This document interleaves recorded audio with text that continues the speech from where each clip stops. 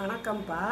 BP இருக்குது, cholesterol இருக்குது அப்படின்னா இருதய நோய் வர்றதுக்கு வாய்ப்பு இருக்குதுன்னு அர்த்தம். அப்படித்தான் சொல்லுவாங்க டாக்டரு. அதனால் நம்ம என்ன செய்யணும், நாட்டு மருந்து கடையில் இந்த மருதம்பட்டை பொடின்னு கிடைக்கும், அப்புறம் வெந்தாமரம் பொடின்னு கிடைக்கும்.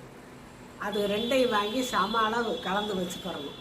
இல்லை நீங்கள் வீட்டிலே கூட மருதம்பட்டையை வாங்கிட்டு வந்து இடித்து பொடியாக்கி வச்சுக்கலாம். தாமரை இலையை கூட நீங்கள் நிழல் காய வச்சு பொடியாக்கி வச்சுக்கலாம். அது ரெண்டையும் சம அளவாக கலந்து 1 ஸ்பூன் எடுத்து தேன் கலந்து காலையில் எழுந்திரிச்சோடனே வெறும் வயிற்றுல அதை நல்லா சப்பி துவைச்சி சாப்பிட்டுட்டு சுடுதண்ணி ஒரு 1/4 டம்ளரை குடிச்சிட்டு நீங்கள் பாட்டில் இருந்துக்கங்க. இப்படி தினமும் நம்ம செஞ்சு வரையில் படிப்படியாக உங்களுக்கு இந்த பிரச்சனை குறையும்.